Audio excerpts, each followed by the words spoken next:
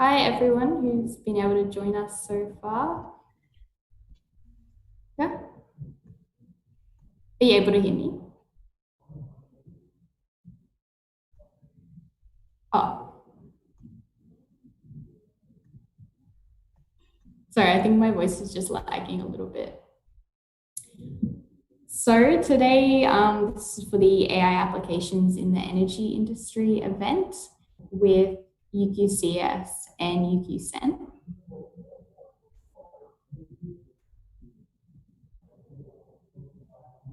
So we're joined by Dr. Archie Chapman and Kieran Astin-Walmsley. So these are a lecturer at UQ and also a data scientist from Energy Queensland. So just some general housekeeping for tonight. We'll have the presentations from each speaker, and in between, you'll be able to ask any questions you may have of them. So if you want to just put your questions into the chat on the link, and we'll be able to ask those of the speakers. So we'll be starting off with Dr. Archie Chapman now. Okay, thank you, Mika. So my name is Archie. I'm a senior lecturer here at UQ. I joined UQ a year and about 2 weeks ago, but I'm an alumnus of UQ as well, so I did my undergraduate here many, many years ago in economics, and since then have been on an exciting adventure through economics into AI and into power systems and the economics and AI of power systems. So I'm going to give you a little bit of an overview of how I see AI playing out in the future in power networks and power systems, and how thinking like a computer scientist and like an AI guru can help you sort of succeed or excel in your careers in power systems, if that's what you're interested in doing. But before I get into power systems, I'd like to just show you if my screen will work, I'd like to show you just a first slide on a macro trend that we see in technology, which is driving AI, really. This is what's sitting behind or under the hood of all those machines that use AI. What we have here is a typical, one of these typical diagrams where you can see the log scale, the number of transistors that are being produced, the number of, and how many you can fit onto a typical microprocessor. Okay, so we have this fairly standard exponential growth in transistors, but what we're actually seeing is the interesting point is around 2007 or 2008 is a change in the way that these things are arranged. The single thread performance of any microprocessor started to diverge from that exponential growth.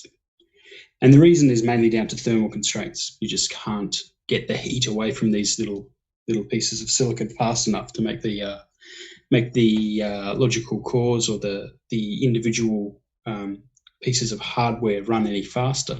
So the industry pivoted to producing chips with more than one core. So that's the growth in this sudden rise in these black spots here, where the number of logical cores being produced on each average each chip was growing rather than the single thread performance growing. Okay. Now this is a bit of a change. It's driven a bit of a change in the way that the underlying architecture of computing works. For a long time, you'd have a problem.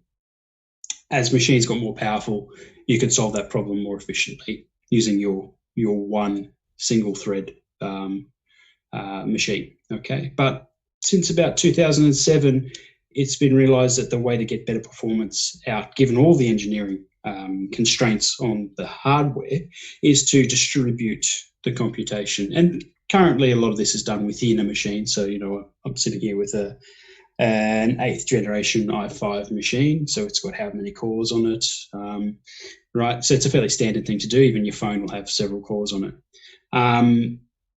But when it comes to things like machine learning or optimization or reinforcement learning, running these processes on different cores adds some additional complications to the way you construct your algorithms. So it actually impacts the way you can implement algorithms for solving large-scale optimization problems. I consider machine learning problems as a branch of applied optimization, which might rile some of you and might rile some of my colleagues, but you're minimizing some target function or objective function in machine learning, just like you are in optimization. But in order to do that, when you have cores spread out across one machine or in different compute locations, or you have your data stored in different locations, you need to think carefully about how you set up the algorithms that allow you to bring that data together, do some operations on it, and make some decisions or get some insights from it. So that's the big picture. That's sort of what's driving a lot of the big research program that I'm doing at a high level regarding how IoT and distributed systems can be integrated with good principled methods for doing optimization and for doing machine learning. Okay, so that's background. What I'll go through today is really some multi-agent system foundations for having these sorts of different compute elements or embedded devices interacting with each other in the context of future power systems. The first application I'll look at is, say, an autonomous agent for home energy management, where you might have a residential battery or some devices in your home that you can control, and you're trying to predict what loads you need to satisfy that aren't controlled, as well as predicting the amount of solar energy that's being generated from the panels on your rooftop, possibly even trying to forecast the energy price in the energy market so that you can arbitrage prices simultaneously to minimize energy costs within your home. The second thing I'll look at is, okay, we've got one home that does this. What happens when we have many homes and they all have conflicting desires and goals? And we want to somehow arrange the system in a way that ensures lowest cost for everyone. Okay, and that brings us into a more economic question of mechanism design. So economic mechanisms are used to coordinate coordinate agents that can strategize over what information they reveal to a system center. So we're going to look at how mechanism design can play a role in the coordination of a system comprised of many home energy management agents. And last of all, I'm going to talk a little bit about a field deployment of these kinds of techniques on a place called Bruny Island, which is down off the south coast of Tasmania. So a really long way away from most things, but a very interesting deployment where we got to control batteries owned by customers and use a bunch of our AI chops to make it work effectively to cut the use of a diesel generator on that island. I've got a point there for future trends, but I think that'll get my 25 minutes, just those three main elements. So we'll see if we get to that.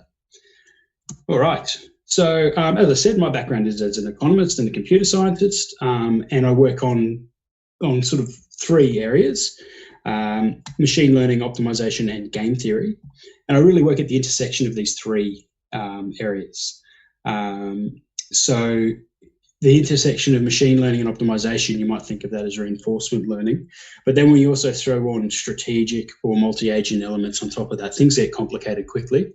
And there's a lot of low-hanging fruit for researchers and a lot of really interesting and challenging and realistic problems that need to be tackled. So in general, if you're interested in these sorts of topics that are in the work at the intersection of economics and computer science, and you're looking for things like thesis projects in the future, then come and talk to me. I have plenty of ideas and I can offer you plenty of support.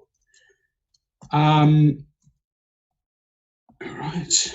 So just, you probably all know this, but just some background so that you understand what I'm talking about. What's an autonomous agent?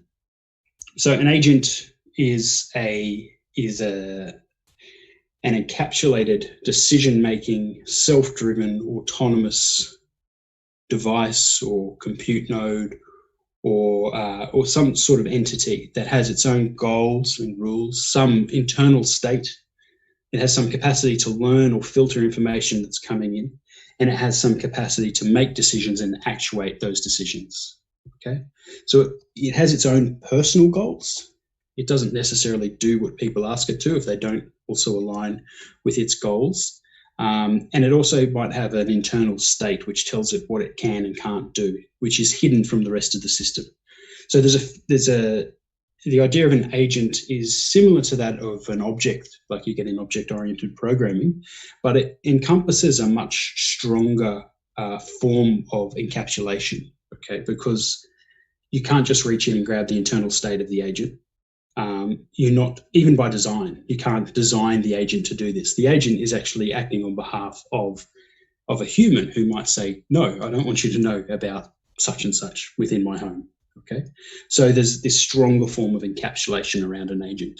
Now, an agent doesn't act in isolation. It's working in an environment or a system, and it's making actions and then sort of observing data, which is feeding back to it and affecting how it makes its decisions. And its goal is is specified by whatever goals they are. But usually, for the type of work that I'm interested in, which is related to economics, we have some sort of cost minimization or profit maximization kind of goal that we're trying to achieve.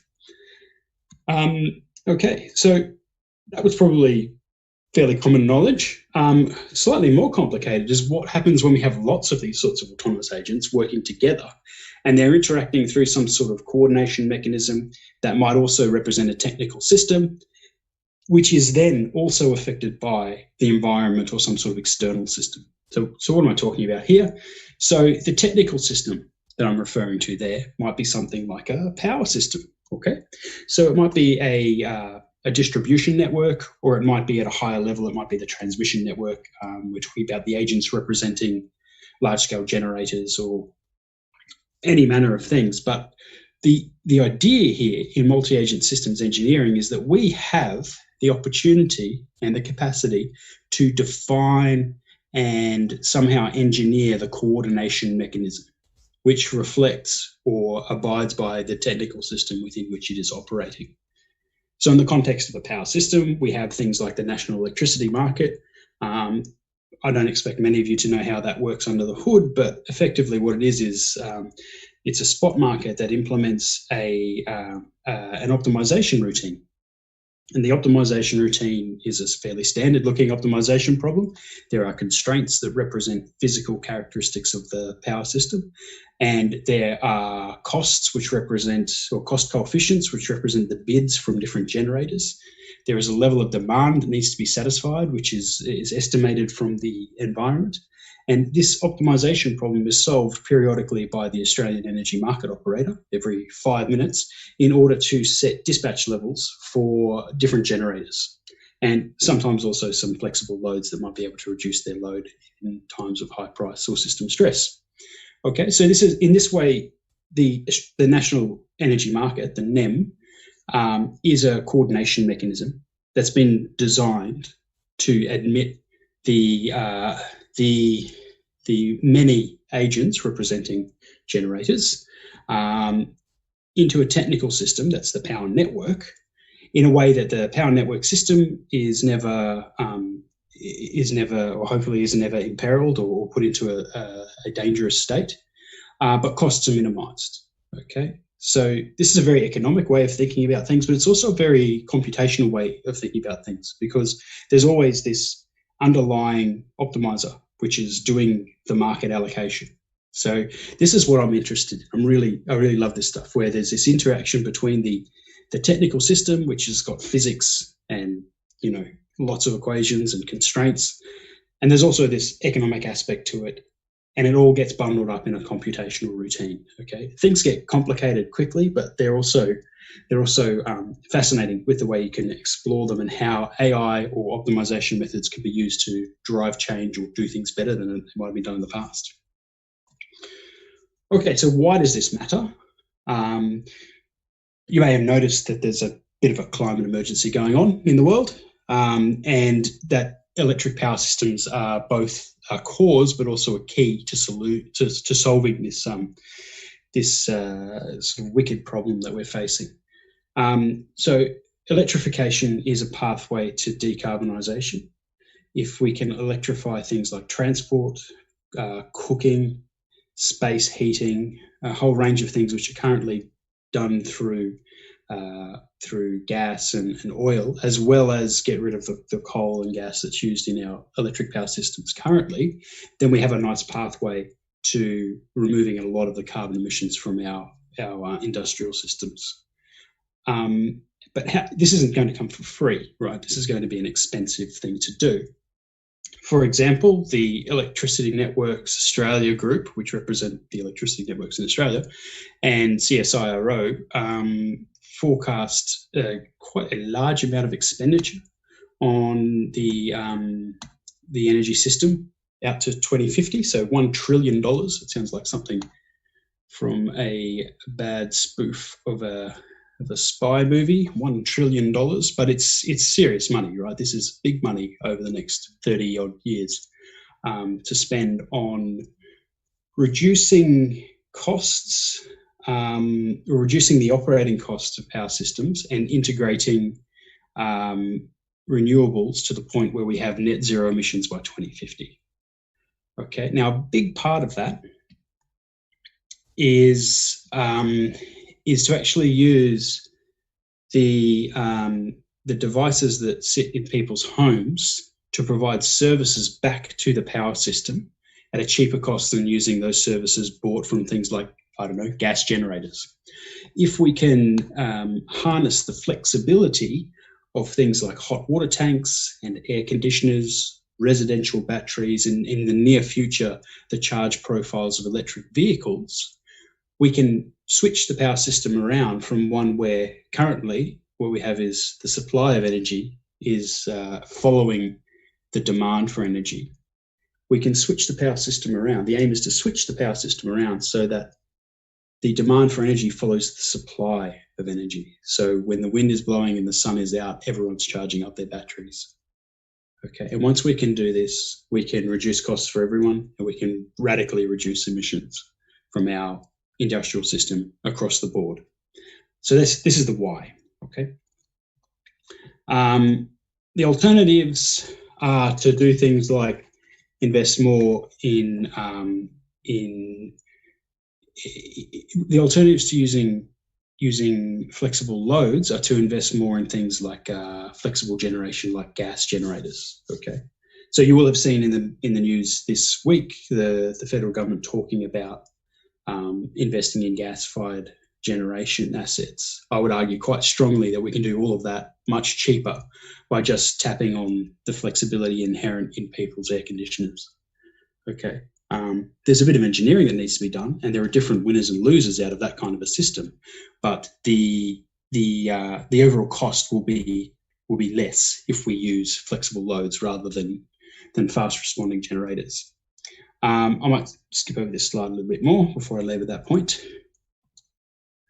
Okay, so this whole future power system design problem sort of spans both technical, social, and economic aspects. So there's the power engineering aspects, there's cost aspects that come into the economics, and also financing aspects. Then there's the social aspects of, well, if you remove jobs from one part of the country, it would be good to try and replace them with not necessarily like for like, but at least new employment opportunities. So there's a whole range of different competing interests in this space, which make it fun and also immensely frustrating at times to work in. The thing is that distributed energy resource integration, so distributed energy resources being things like your flexible loads at home, your air conditioner that you can switch off when it's really when the electricity price is really high, or your battery that you might invest in a couple of years when they get really cheap, that you use to soak up the energy coming from your roof. These things they sit right in the middle of these three aspects of future power system design, and conveniently the control of them also sits right in the middle of the three aspects of the areas that I work in, so machine learning, optimization, and game theory. So getting all of these different parts to play together or to dance nicely together is quite a challenge. But I would like to think that the challenge is one that we can rise to and actually make some big, substantial changes for the good of the world, really.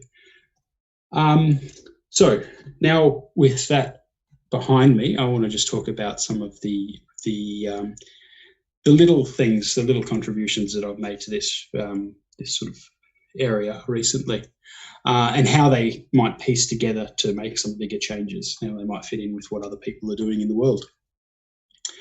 So some of the things that I've been working on recently would include using neural networks to quickly emulate battery operation, or to optimal battery operation, that is. So rather than having to solve an optimization problem every 5 seconds or whatever, we can just tap a neural network for a solution if we've trained it appropriately. Doing things like using advanced machine learning methods, say Bayesian generative models, for estimating the value of different investments and trying to work out how much how large we need to size things like power network investments, so upgrades to substations or replacements to transmission lines and things like that. We've been looking also at Monte Carlo frameworks for probabilistic hosting capacity assessment. So hosting capacity is how much, usually it's talked about in the context of photovoltaics, so how much PV can go into say a particular suburb or on the houses in a certain street. But it can also be how many electric vehicles can be connected to a network at any sort of within any local area without setting the transformer up the street on fire, because these things are expensive and we don't want to set things on fire. So how do we assess that without knowing what could possibly happen in the future? Hence the need for Monte Carlo frameworks. Now, the interesting, the next three there regard more optimization and economic integration aspects. So the first one is decompositions. So if you haven't seen that term before, a decomposition of an optimization problem is where you take a big problem and you break it into small pieces, and then you do some message passing, or you somehow solve the smaller parts, and then bring it all back together, and you have a solution to the big problem. You might do this within an iterative loop, but it's key to doing what I showed on that very first slide where I had the macro trends up. If instead of having one big computer, solving one big monolithic problem, if instead of that we have lots of little computers around the place that might not be more powerful than a Raspberry Pi, connected to things like residential batteries, then what we need to do is have a way of getting those computers to talk to each other and still solve some large problem without needing to pass all their information into one point, and without taking the life of the universe to actually come up with a solution. So we use decompositions for doing that. The other two there are both more economic questions. So one is market design for integrating distributed storage into dispatch procedures, so storage in particular. We'll just skip over that. The last one is an idea for using game theoretic pricing for tariff reform options. That sounds very technical, but it's a big problem in power systems at the moment that certain customers get access to the network to export energy into the network because they have PV on their roofs, and they might be positioned well in the network so that they never have a problem pumping their PV into the network. But others don't have that luxury because for various technical reasons. Yet everyone pays the same price to access the network, and this doesn't seem fair. And it's certainly not reflective of the cost or the value of those connections. So we're looking at different ways we might be able to improve the way that tariffs are set within power networks. So that sounds like a lot of different things, but a lot of it overlaps quite dramatically. Anyway, I'll just go through a couple of these, 4 of them in a bit more detail, so you can sort of see what we're doing. First of all, so let's imagine we have a residential battery sitting in the garage downstairs, and you have some solar panels on the roof. And during the day, you do things in your house, and in the evening, you do other things in the house, and they use energy. And the times when you're generating energy from the solar panels on the roof don't match with the times that you're using energy. As we can see here on this diagram, this is a fairly typical daily energy profile for a home, where we have some energy use in the morning. Then we have quite a bit in the evening when there's cooking and washing and bathing going on, and the lights are all on in the house and all that sort of thing. And then it dies down as everyone goes to bed. And you can see that the PV output from the solar panels on this particular house, they don't align with that very well at all. We've also got thermal demand there. So this might be, if you're in a colder climate, you might be turning on the heating. Actually, I remember what this example is. This is hot water. Okay, so this is someone's got up in the morning and had a shower, and now the hot water tanks are recharging. Okay, and then in the middle of the day, some washing or something was done, and then maybe some cooking or bathing in the evening. So there's this mismatch between energy generated and demand for energy. So what we want to do is we want to try and move the energy here in the middle of the day to cover these peaks in the morning and the evening. And we're going to use a battery to do that.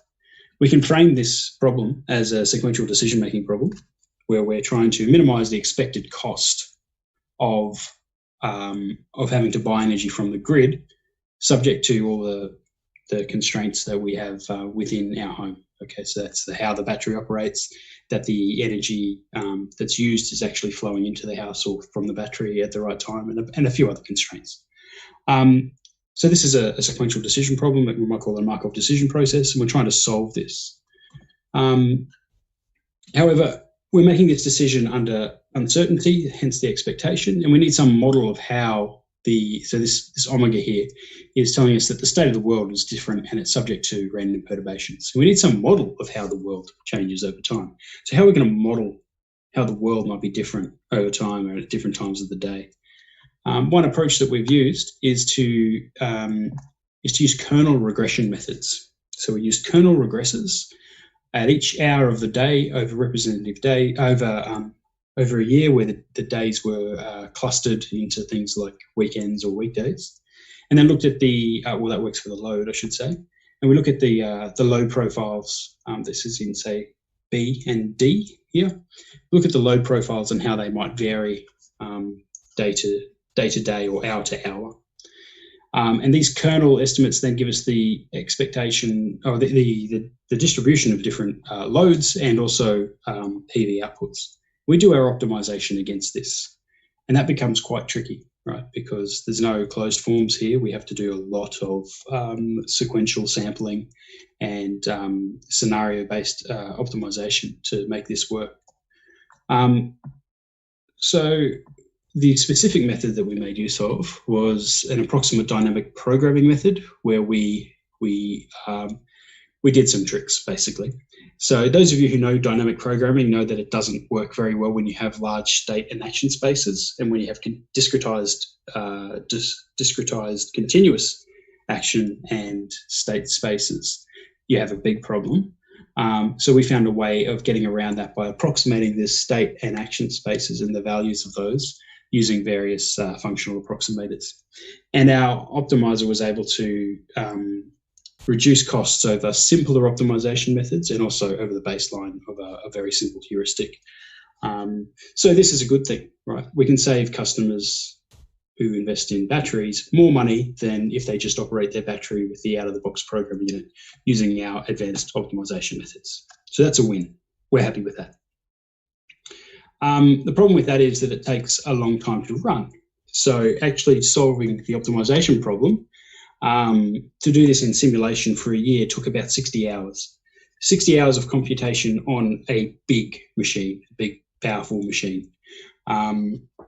We're expecting this kind of optimization to be run on a very small embedded device where it's going to take multiples of that 60 hours. And that's just way too much time. We won't be able to optimize quickly enough. So instead, what we do is we do this optimization offline on a big machine, and then we train a recurrent neural network to emulate our optimal policy and put the neural network onto our embedded device. And the neural network can execute its policy in less than a fraction of a second. So we move the complexity of the problem away from the low-powered device. We solve it on a big, powerful machine.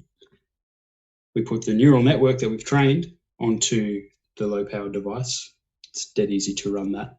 And that gave us excellent performance, very, very close to the true optimal under our original model, just by training a recurrent neural network. A very simple one, nothing fancy, no LSTM or anything like that, if you're familiar with any of these acronyms.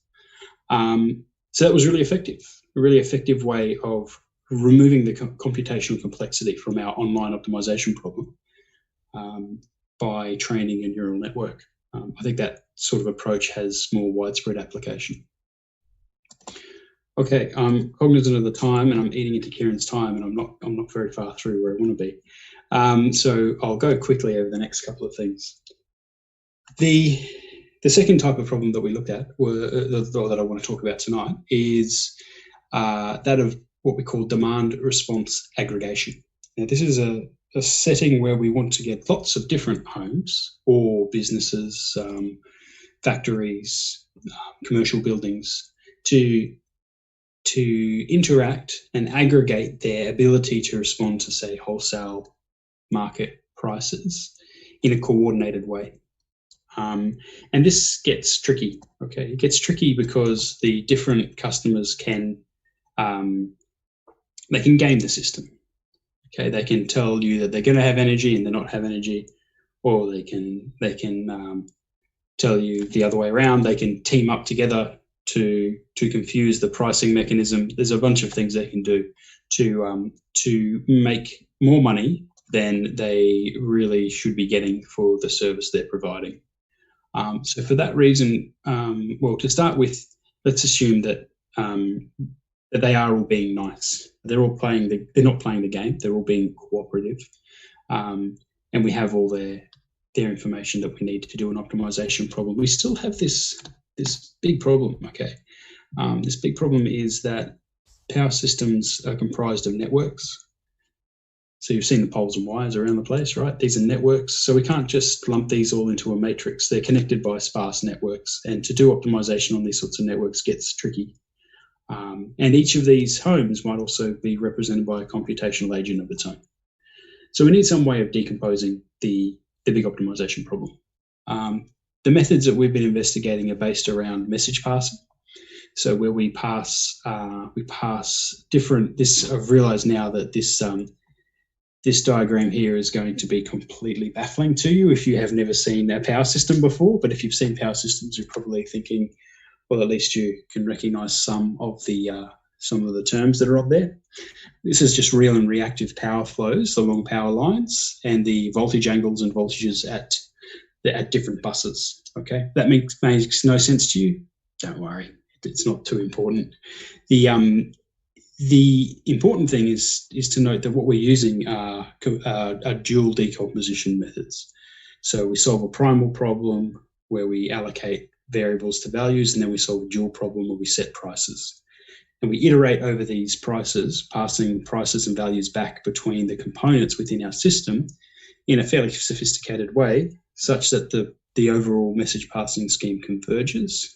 And each of the local problems can be aggregated into a consistent solution for the global problem. And this is nice because it gives us a way of doing local optimization on local devices that then solves a big problem. And by big problem, we're talking about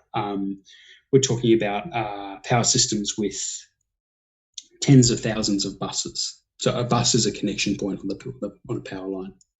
For those who aren't familiar with the term, so you can think of it as a junction point on a power line where the power line branches. So tens of thousands of buses are really quite big power systems to be able to solve this for. Now, what we found is that if you're trying to solve these kinds of large problems, there's the nearly 10,000 bus case here, which I've highlighted.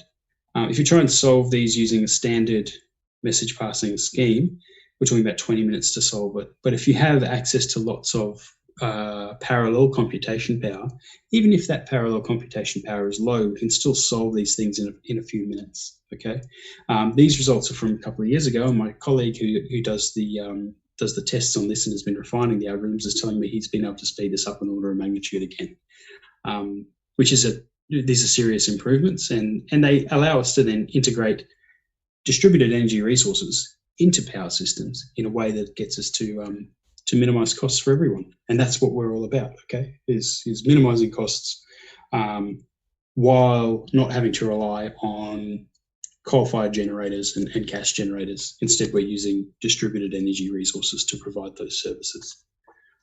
Just to bring it back to the big picture. I'm going to skip over faithful mechanism design because it's going to get quite tricky. There's some economics. There's prisoner's dilemma, if people know that term from game theory. And things all work tickety-boo. That's all you need to know. If you want to know more, send me an email. The last thing I'd like to talk about, if I can, is that okay if I go on for just another couple of minutes? Asking my hosts. Yeah, that's all good. Thanks, Miko. Is the consort trial, which finished last year. So this is Bruny Island battery trial. Bruny Island is like Hobart's Straddie. It's a beautiful island, about an hour south of Hobart. It's a little bit colder. There's a bit more dairy.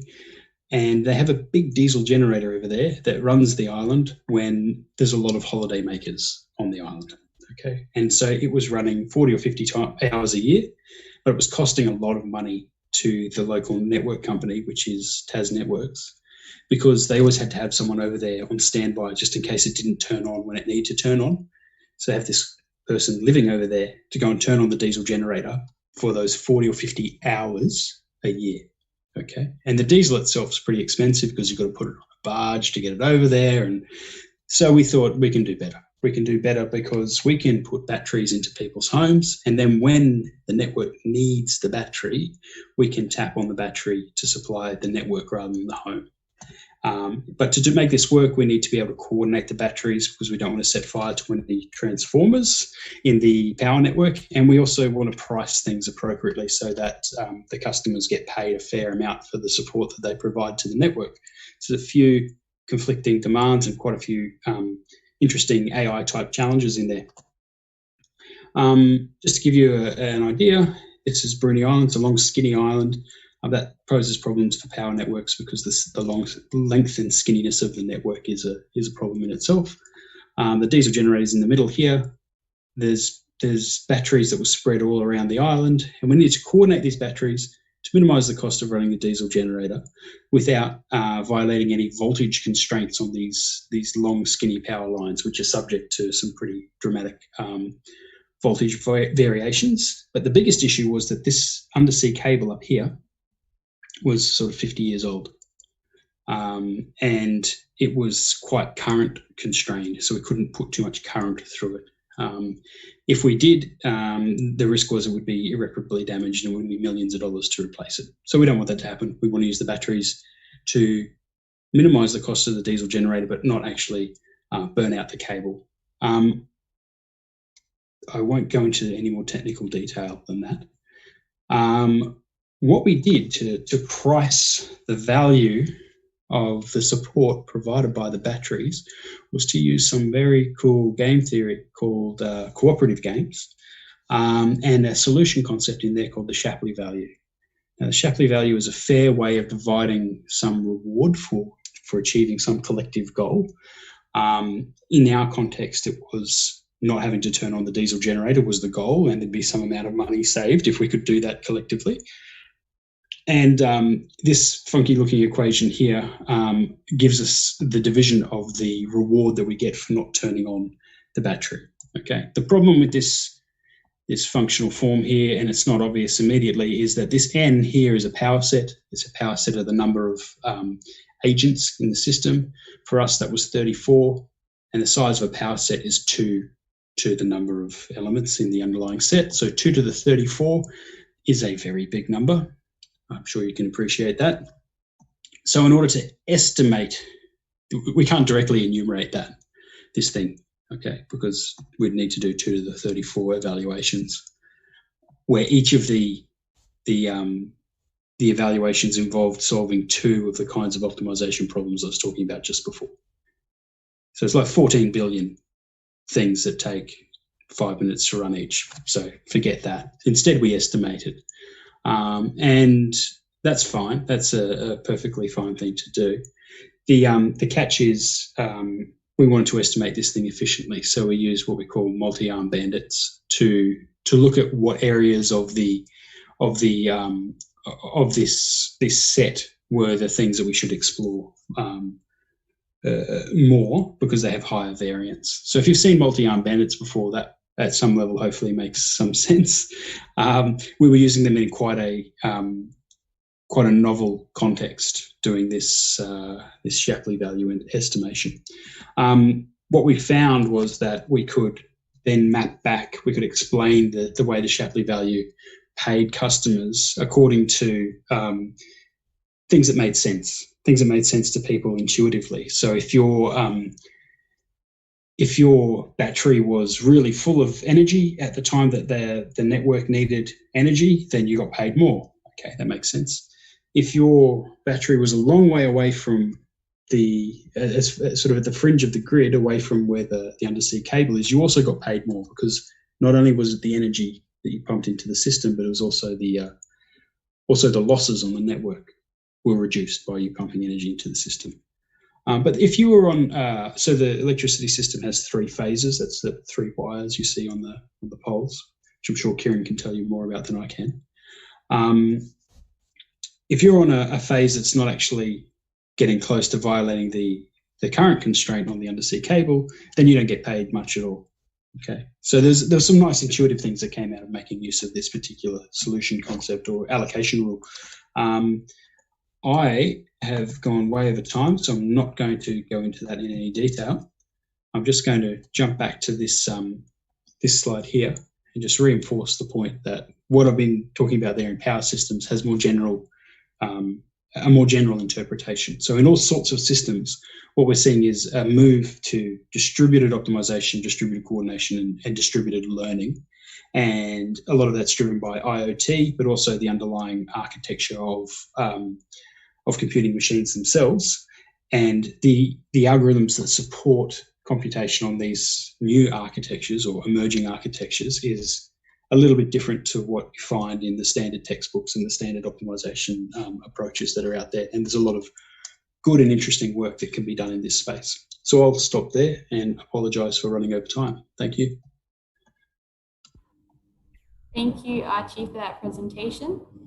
Just in the interest of time, we might have to just skip over those couple of questions for Archie at the moment. And then if we do run out of time later, or if Archie has to head off, then maybe we could possibly try and find a way to pass those questions on to him at a later time. I can post responses on the YouTube channel if you want, if it comes to that. Okay, thank you. That no problem. Good. So for now, we'll hand over to Kieran then to do his presentation. If you wanted to share screen.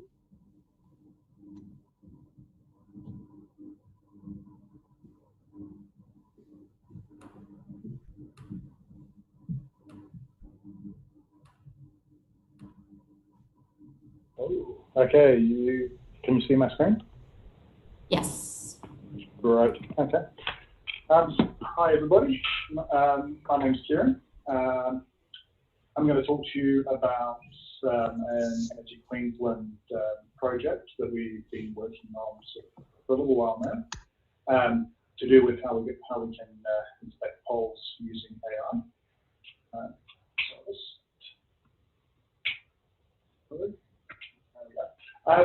In case you aren't aware who Energy Queensland are, a little while back, about 3 years ago, the Queensland government, who owned the local distribution network, so Energex and Avon, merged those with a couple of other energy-related companies together to form the Energy Queensland that you see now. From this presentation, we're going to be looking at this from a distribution point of view. So while Energy Queensland does have retail assets and other commercial arms doing batteries and all sorts of other things, we're not looking at it from that. So this is purely from the regulated distribution service point of view. I guess about my history, I'm Energy Queensland's first data scientist, and I work in the enterprise analytics area. So when the organisation was formed, as part of the transition through from being what the networks have been previously to a modern data-driven organisation, they started to invest into these new areas such as AI and analytics. My take on AI, I probably should say up front, I think it's a bit of there's a catch-all term, and it's a little bit vague. So when I talk about things today, I'm going to be talking about my area of specialty, which is deep learning. So almost all of my work at the moment revolves around deep neural networks of various kinds. So in this work, we basically use CNNs and various kinds of deep neural networks. You'll probably be quite familiar with that as we go through. You might see it. I'm not going to get too much into the technical aspect of those. If anyone wants to discuss that afterwards, I'm more than happy to. But it's a bit of a rabbit hole, so we're not going to go down it. The other thing is that AI and machine learning and deep learning, or whatever we're going to call it, is a great thing, but it needs to be implemented into a context within a business that's usable, and that's a really important aspect. So taking the theory and implementing it into a really real-world, really usable example is a big part of what data scientists' role is, from my understanding anyway. So that's what I tried to do. So for this project, I wasn't the only person working on it. I was Energy Queensland's technical lead but we partnered with QUT and UQ. So Brian Bogglesworth in UQ worked with us on it, and you'll see at the end a paper that we published with them. So keep an eye out for that at the end. Okay, so I'm going to talk about the asset inspection. So I'm full disclosure, I'm not an engineer. I have a computer science background. I consider myself a computer scientist and a data scientist. Energy Queensland has lots and lots of great engineers who know all about maintaining assets. My role here was to bring the machine learning aspect to that, to those people, and help them with what they had a problem that they wanted to use machine learning for, and they really wanted to get this stuff moving, but their expertise is in maintaining the assets, which is brilliant because that's what we need. But we don't need poles falling over. But my job is to provide them with that expertise. So just to give you an overview, there's a lot of poles. There's 1.7 million poles in Queensland that are owned by Energy Queensland, and even more that are privately owned. We only look after the ones that are owned by those two distribution, the NGEX urban distribution businesses. And there's a lot of maintenance, and every pole has to periodically be physically inspected. They poke it with tools and drill into them and have a look at dig below the ground. So there's a lot of work involved in doing that. But to inspect 1.7 million poles every year or anything is just not possible. So there's a lot of poles out there that carry high value feeders. So the poles and wires that actually carry the electricity that feed major metropolitan areas and that feed towns, and that we need to make sure, particularly before the storm season, that those assets are in good condition, because the Queensland weather is pretty harsh, and you can get a lot of deterioration happen, particularly considering the geographical range. So we've got the very wet, humid north. We go out west where it can get very dry. You can get wood cracking from the dry. You can get it can start rotting the more humid areas. There's concrete poles, there's metal poles, there's all sorts of things.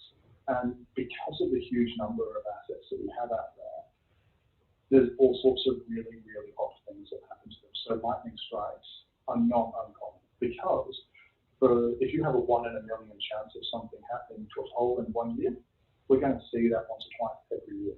So the outlandishly rare happens every year for us, and that's why these inspections are so vital. And because these assets are pretty hard to get to in some cases, they've started using aerial photos. So they get a helicopter to fly over the poles, and it's normally an ex-lineman who hangs out of the helicopter, all strapped in for safety and everything, so it's all safe. And they take these high-quality, high-resolution photos of the pole, and then that information gets handed over to some other ex-linemen who are very familiar with working with this stuff after decades of it, and they zoom in carefully on photos and inspect them to see if there's any defects, and that way they can issue out work orders to send crews out to fix the problems. And that's a lot cheaper and a lot safer than waiting years between inspections, or just waiting for things to fail, which of course would never happen. So it provides a really good way to balance safety and economics in that process. And so here you go. Here's one of the photos. You can see that this one's at very high angles, so basically straight down on the pole. And you'll see there that there's multiple layers. So each one of those cross arms contains generally a different set of voltages, and depending on the voltage, depends on how it's constructed. The other things that affect it is that those poles get constructed over, these from the last 40 or 50 years. So over time, materials and the construction methods vary, so you'll find that poles constructed 30, 40 years ago will look quite different to a pole constructed last year. So in this one here, you can also see that there's a transformer. So we handle a lot of equipment on poles, And that equipment can also, it also needs to be checked to make sure that it's hanging where it should do. There's sort of some interesting things as well. We can get tree branches dangling on the wires. You can get animals crawling onto them. And it's important to be able to recognize the difference between maybe a tree branch that's hanging on a line or a magpie that's just going to fly away next time something goes past. So it's really quite an interesting machine learning problem there. So what we're looking to do next is can a machine learning algorithm, in this case a deep learning algorithm, match or exceed human performance? And that was a question that was floating around. People have had this idea for many years, and our innovation hub picked that up and said, right, let's tackle this problem and find out if this is actually possible to do. So the first thing we did is the innovation hub. The innovation hub provided, this is an internal Energy Queensland one, provided us funding to engage with 2 universities, which we did. We set up a project, and the aim of the project wasn't to deliver a solution, which we didn't even know if it was possible to have a solution, but the aim was to figure out if it was even possible technically to deliver the solution. Now, this is quite important. It's rather, before jumping in with both feet, it's a case of testing the water. Now, AI projects like this, if you jump in with both feet, can easily burn you. Without knowing if something's possible, it can get very expensive, and it can be very hard to cost without really having any idea about the technical side of things. In addition to that, once the technical side is figured out, which is often the easy part, the hard bit comes with how we're going to integrate this into our existing business processes and systems, and how are people in the business going to interact with that. So I'm not going to talk a lot about that part because that piece of work is still ongoing. But suffice to say, after this, I'll just, at the end, I'll give you a little wrap up and let you know where we're at with that and how it's going. Okay, so we partnered with the 2 universities. First thing we did, we all sat down and looked at the data. Now, as a data scientist, it's probably not surprising that I quite like to see the data. In this case, simple count there shows you that in the sample set of images we had, there was nearly 100,000 wooden poles, but only just over 1,000 concrete poles. So you see that there's quite a mismatch in terms of the class and the construction type of the poles. You can also see there that there's a lot of variation in terms of how the poles are and what the backgrounds look like. So the image in the second from the left has got a lot of trees, and the pole looks like it's sort of emerging from the trees. While on the far left, of course, is in the middle of the field, which makes it a lot easier to be able to identify and study.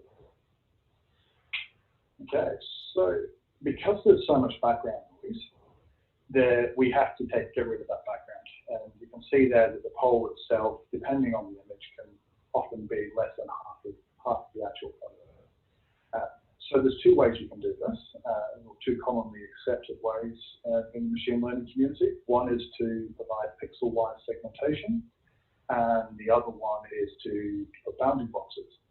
Now, pixel-wire segmentation on the left, you can see that these are 2 different poles, but the pole on the left has been identified right down to exactly where the cross arm is, where it ends, and where the pole is. And you can see that the algorithm is seeing 2 separate cross arms, and it can see them as separate cross arms, and it can see the pole there, and then everything in the background is considered irrelevant, so it's classified as background.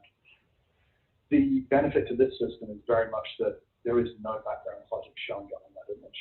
The disadvantage of the labeling cost is pretty enormous, so somebody has to sit there and trace at least several hundred images, getting their tracing correct down to the pixel level.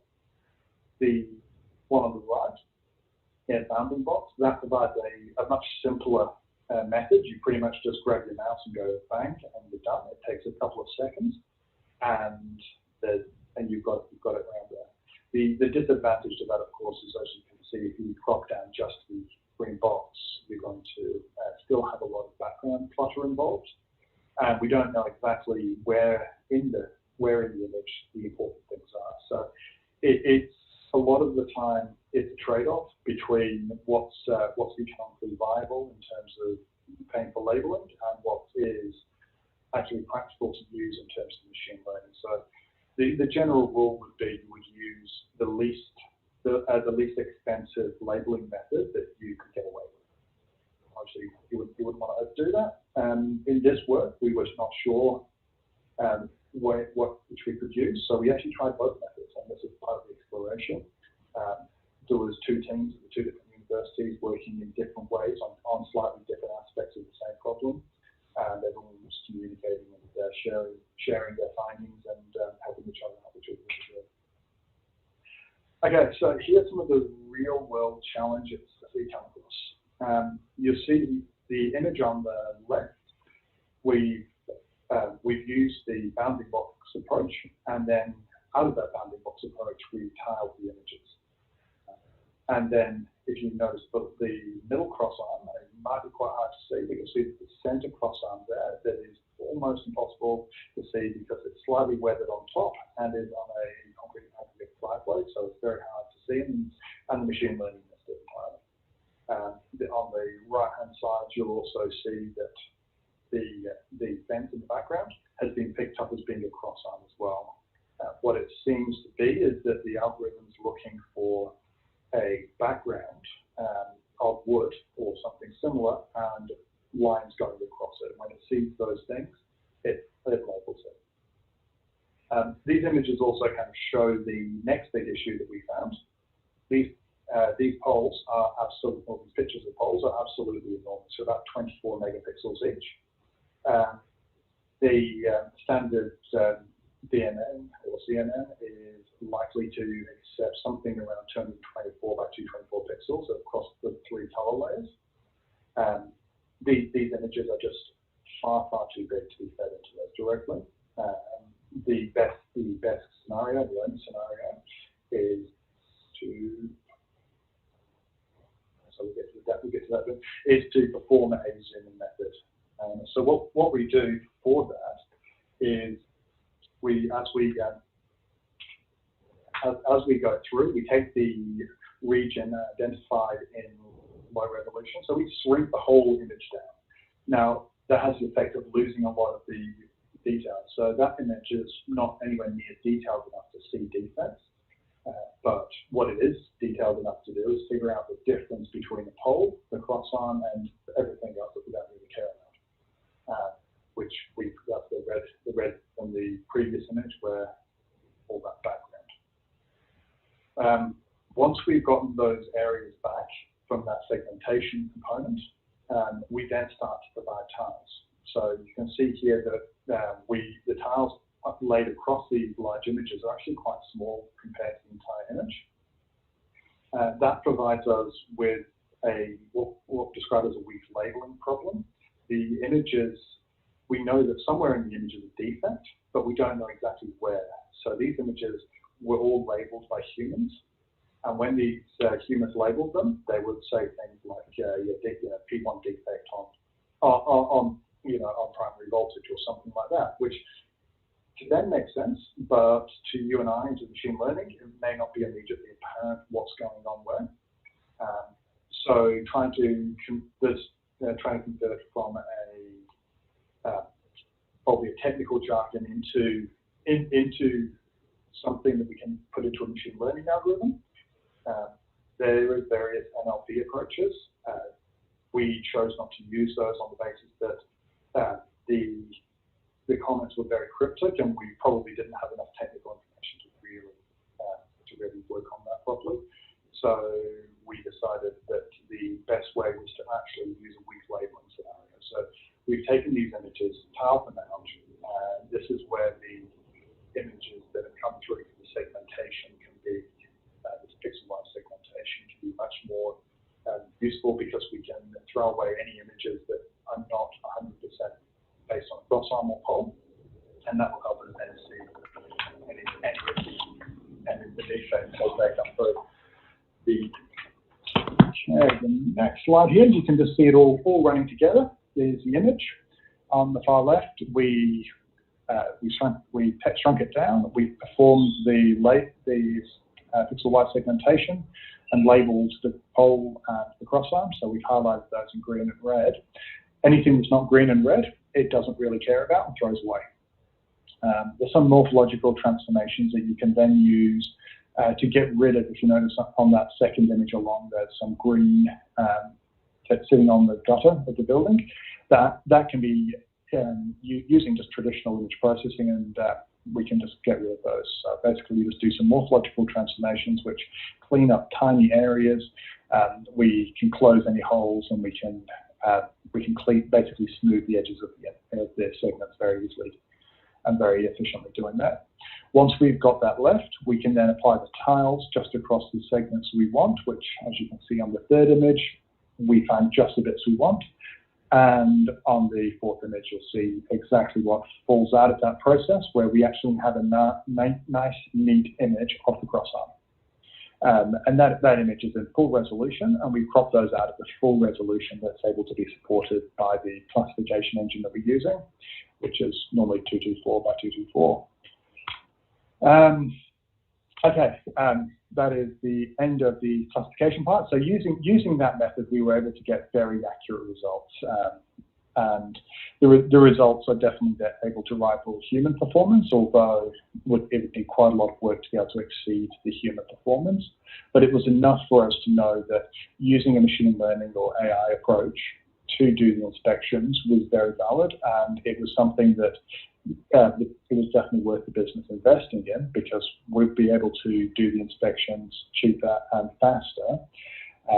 And this is not about replacing people in any way. This is purely about handing over the results of this to an expert human for their analysis. So what it means is we can identify the apparently most troublesome ones, any of the most serious defects, and hand those to the people first, so that they can prioritize their attention onto the ones that seem to be the most urgent.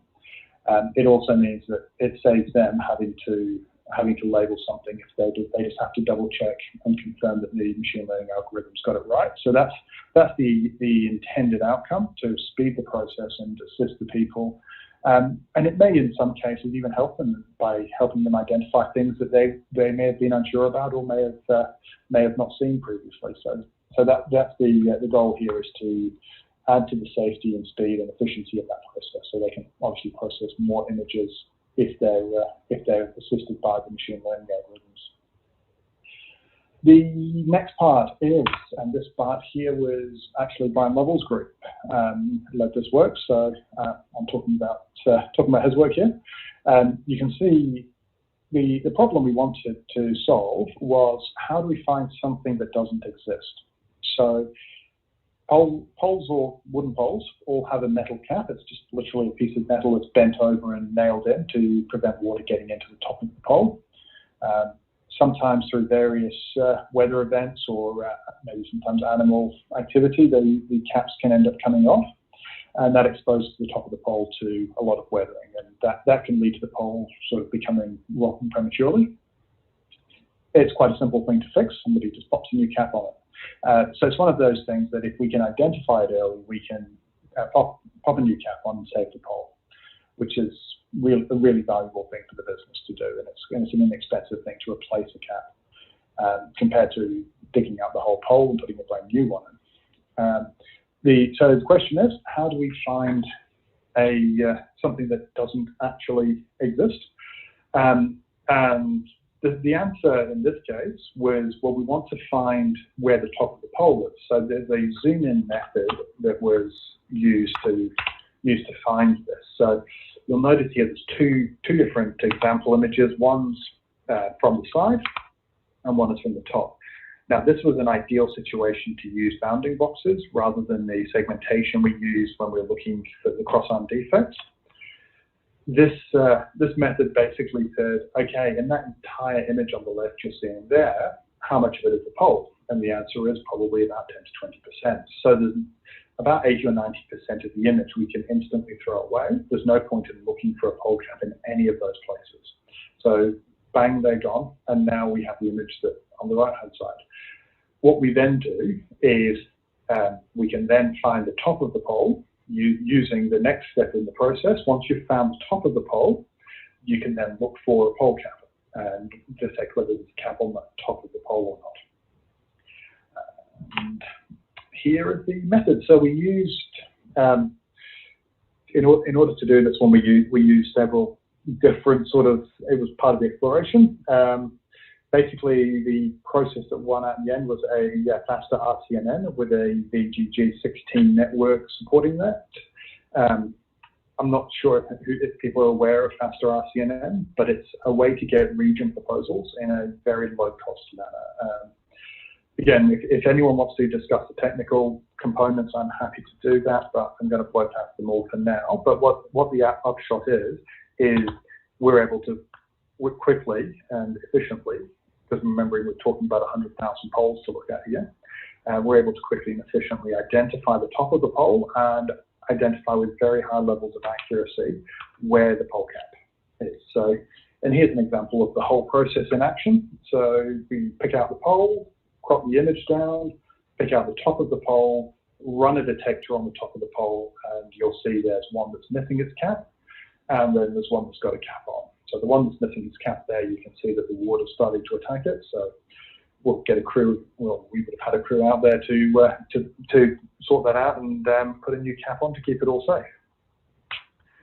And finally, hoping I'm doing well on time here. There's a paper published. I'd invite you all to read it. It's called Deep Inspection. No movie jokes in here at all. It is a very good read, but I would say that because I helped to write it. So I think on that note, I am done. Can I hand over back to you? Thank you, Kieran, for that presentation. I guess if Archie, if you're still around, we could actually ask those couple of questions from the YouTube chat, if that's all right. Yeah, sure, go for it. Yeah. So the first one was from Raga, who said, what are your thoughts on traditional optimal control theory versus reinforcement learning for power? Do you have any resources on learning power grid dynamics or on game theoretic control? Yeah, so that's a really good and deep question. The use of optimal control in power systems has been really solid. And the other thing is you don't want to be toying around with the power system. So the reinforcement learning methods for a lot of control problems are fun and they're good to think about and they might be useful. But for something that's really important, like the power system is, I'd be quite hesitant to using anything other than the proven control methods for tuning the controllers on generators. This is what it boils down to. Reinforcement learning, though, it might find place to be used in voltage management on distribution networks. So if voltages get out of bounds on distribution networks, it's not quite the disaster as it is if frequency gets out of bounds on the transmission level network. So if voltages go out of bound, this is no good, but it's not going to cause a huge problem. And we can use reinforcement learning to sort of learn when this is going to happen and also why it's going to happen and how, say, your battery or your inverter's response might affect the voltage locally. So there are applications for reinforcement learning in power networks, but maybe not at the system level, not doing frequency control. For learning power grid dynamics, that's a really tough thing to do. And there are researchers who are working on it a lot. So one of my former colleagues, David Hill, who's I think he's at the University of New South Wales now. He used to be at the University of Sydney. He does a lot of work on learning or estimating the dynamics of dynamical systems like power systems. And he's an old guy, and he was talking in the 70s about if only we had access to all this data and if only we could see more of these things on the power system, we'd be able to do so much better. And in the last 10 years, all of his dreams have come true. So now he's a 70-year-old who's got the enthusiasm of a 25-year-old again, because everything he's been hoping to be able to do for all these years is suddenly possible. So I would look at some of his work, and if you would like, send me an email and I can find some other resources for you if you'd like. Game theoretic control, that's something I've done a bit of work on in the past. That's a bit tricky because we're talking about multi-agent coordinated control. That adds a layer of complexity to what's going on, because you have to have the coordination between the agents done either implicitly or explicitly. If you're using something like reinforcement learning, you can slow the rate of learning down so that you take into account the fact that there are other learners around you. For coordinated control, it just becomes, like I was talking about before with optimization problems, you do something similar with control problems. So you adjust the parameters of your control system, so your PID controllers or whatever, using some coordination or consensus methods. In general, that's the general approach to doing that. For specific applications, I'm a bit short on detail, but that's the general approach. So I hope that answers your question, Rago. And then the other question from earlier was just, do you have any recommendations on what software to learn or skills to develop for someone who wants to pursue a career as an AI researcher? It's a researcher. So I think Kieran would probably say some different things to me if it was like an applied AI worker or a data scientist. But for a researcher, some of the more important sort of skills you need to have are around being able to bring disparate sources of data together.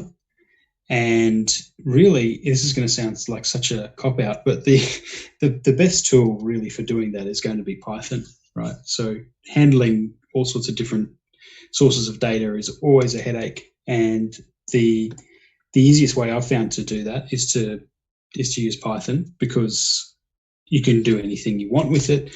We're not under sort of immense time pressures to make things work on sort of industrial timescales, so you don't have to use C++ or something more horrible than that. And everyone knows it, so you can make it interoperative with what other people are doing. So my first tip would be to learn Python. The other one I would look at is, you may not be aware of a language called Julia. Julia is an open source. It's a sort of an open source abominable combination of Python and MATLAB, but it's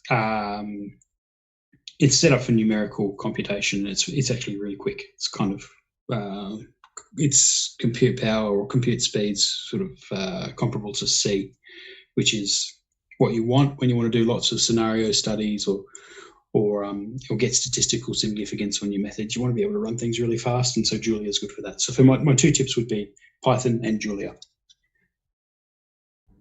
Great, thanks, Archie. We might also just extend that question to Kieran then about what you think important software skills would be as a data scientist. Yeah, okay. I'd say definitely agree with Python. You'll find, I think, pretty much everywhere I turn, and this includes my research, like my university research, and also my work in the commercial world. Python is incredibly popular. R is also popular, but probably less so. I mean, I love C++, but it's one of those trade-offs where Python, yes, it's slower to run, but oftentimes the data scientist is worth more than the computer. So you better save your data scientist some time and make the computer run extra. That's probably been generally it. There's a lot of times I'm seeing cloud compute providers use things like they're using Spark, Apache Spark, and that. There's PySpark and there's all sorts of things, but I think if you were to get into Python, it would probably solve like 99% of your problems, and you could learn other languages quite easily from there on if you need them.